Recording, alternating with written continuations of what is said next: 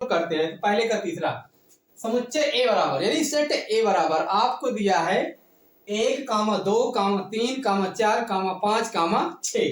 Are बराबर x, y सच date y भाज्य है x से, ठीक है, से द्वारा परिभाषित संबंध आर है। तो आइए करते हैं सॉल्व।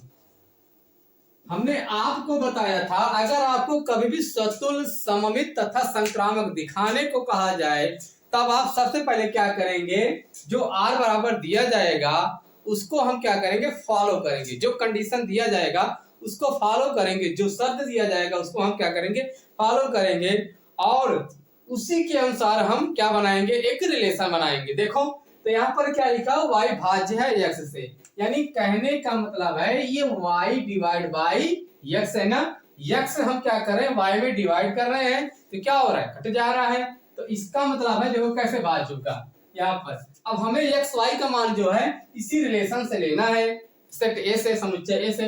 तो आइए हम रियल में तो हम रिलेशन बनाते हैं। तो देखो पहले तो हो जाएगा आपका 1, है ना, फिर उसके बाद अगर हम 1 से 2 में डिवाइड करें क्या पाएंगे, 1, 2 पा जाएंगे। अगर 1 से हम 3 पर करेंगे तो क्या होगा, 1, 3 हो सकता है। उसके बाद 1, 4 भी होगा। फिर उसके बाद आपको हो जाएगा 1, 5 होगा। फिर उसके बाद आपके यहाँ से 1, 6 भी होगा ना।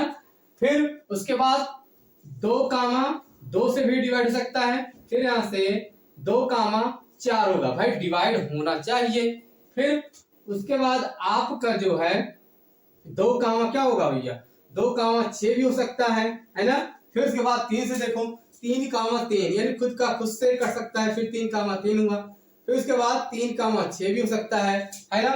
फिर यहाँ से 4, 4 भी हो सकता है। फिर उसके बाद क्या होगा, यहाँ से 5, 5 ना, यहाँ लिखिए बेटा 5, 5। फिर यहाँ से 6, 6। ये आपका रियल में एक रिलेशन बन गया। अब हमें इसी रिलेशन में हमें क्या दिखाना है, सतुल, सममित तथा संक्रामक। आइए हम लोग दिखाते हैं स्वतुल्य।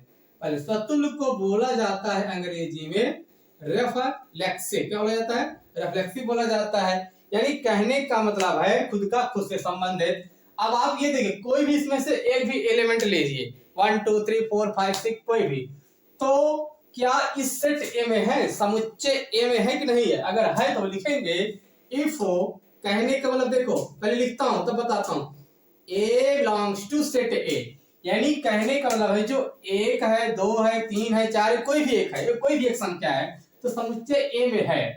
तो इसलिए हमने यहां पर लिखा है A belongs to set A, then तब ए, बिलोंग्स टू आर है ना। ऐसा क्यों लिखा, ए कामा है, देखो 1, 1 है, और यहाँ पर देखो 2, 2 है, 3, 3 है, 4, 4 है, 5, 5, 5, 6, 6, 6 है ना। तो क्या हो रहा है, ये बन गया नहीं। तो इसलिए क्या है, ए बिलोंग्स टू आर है।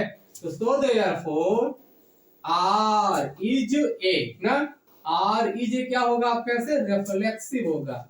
यहाँ पर आर इज ए रेफ्लेक्सिव हो गया, ठीक है, यानी कि सतुल हो गया, समझ में ना। अब हमें दिखाना है सममित।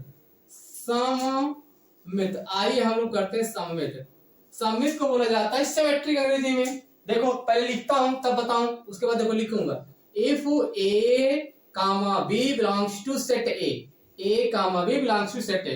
कहने का मतलब है कोई भी 2 एलिमेंट है, मान लीजिए 2, 4 है, 2, 6 है, या 3, 6 है, उसके बाद 1, 4 है, या 1, 2 है, 1, 3 है, तो क्या सेट ए में है, जो नंबर्स है दोनों नंबर्स समुच्चय ए में 1, 2, 1, 3, 1, 4, 1, 5 मतलब संख्या इसमें है ना।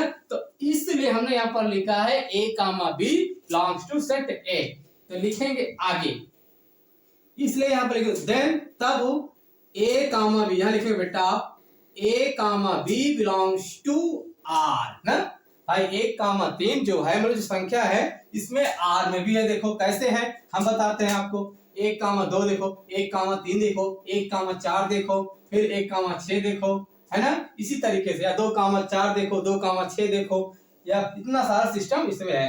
बट अब बट को मतलब लेकिन जो है अगर 1, 3 है, या फिर 1, 4 है, या फिर 1, 2 है, या 1, 6 है, तो क्या इसका उल्टा है 6, 1, 6, ना। देखो अगर देखो कहने वाला अगर 1, 2 है तो क्या क्या इसी रिलेशन में कहीं 2, 1 है। अगर 1, 3 है तो क्या इस रिलेशन में 3, 1 है? नहीं है।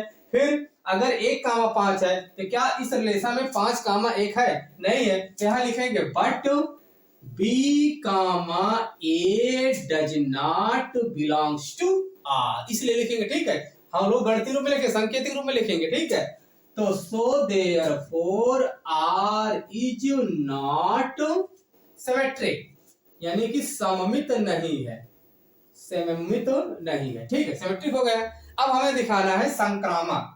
क्या दिखाना है? संक्रामक। संक्रामक, संक्रामक। ठीक है, सॉरी यार, संक्रामक। क्या दिखाना बेटा आपका? यहाँ से ये संक्रामक है। चलो हमें दिखा देता है संक्रामक। अब संक्रामक मतलब क्या होता है? ट्रांसिटिव। कहने का मतलब है अगर ए का संबंध बी से हो, देखो ए का संबंध बी से हो, फिर बी का संबंध ए से हो। ठीक है, ये दोनों क्या होना चाहिए? कॉमन पॉइंट होना चाहिए। तो ए का संबंध सी से होना चाहिए। तो आइए पहले सवाल में देखते हैं, रिलेशन में जो दिया है। ठीक है, कहने का मतलब है सपोज दैट अगर आपका, ठीक है, क्या है 2, 4 है, क्या है, या फिर 1, 6 है, या फिर 2, मान लेते हैं हम पुटअप कर लेते हैं 3, 6। ठीक है, क्या है आपका 3, 6। देखो हम अच्छे बता दें, पहले 2, 4 हो गया। ठीक, पहले से। फिर उसके बाद एक काम कर लेते हैं, उसके बाद 1, 4 कर ले, मान लो कोई मान ले। ठीक, कोई दिक्कत नहीं।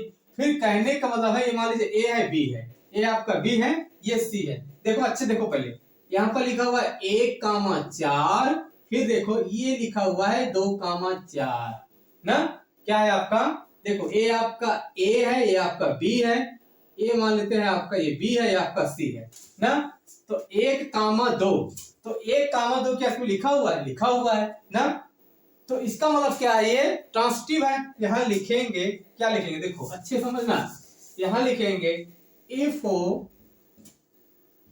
ए B C belongs to set A, मतलब तीनों में क्या है, जो तीनों अवयव है, जो तीनों एलिमेंट है समुच्चय में है। तो इसलिए यहाँ पर लिखेंगे, क्या लिखेंगे? A B belongs to R ना। क्या लिखेंगे? A B belongs to R. फिर लिखेंगे आप B C belongs to R ना। क्या लिखेंगे? R. And also, and also लिखो, ठीक है। एंड क्या है आपका? सी ए, या फिर ए सी, चाहे ए सी लिखो चाहे सी लिखो, ये होगा यहाँ से बिलोंग्स टू आर है। तो सो देयरफॉर, इसलिए आर इज ए, क्या है? आर इज ट्रांसिटिव है। क्या है यहाँ पर? आर इज ट्रांसिटिव, इसलिए क्या है? ये संक्रामक है। समझ में आया नहीं है? फिर से देख लेते हैं। अगर क्या है आपको, मान लेते हैं 1, 4 है, 2, 4 है, ये बेटा मान लीजिए आपका ए है, बी है, और क्या आपका ये बी सी है। देखो देखो बी सी, चाहे बी पहले चाहे बाद में ना। देखो सपोज डेट यहाँ देखो 1, ये 4 है, ये 2, 4 है। ठीक है, तो हम क्या कहते हैं? बी वाला पॉइंट कॉमन है, 4 कॉमन है, तो मतलब 1, 2, देखो 1, 2 संबंधित है। तो ये है आपका पहले प्रश्न का तीसरा खंड है। Thank you.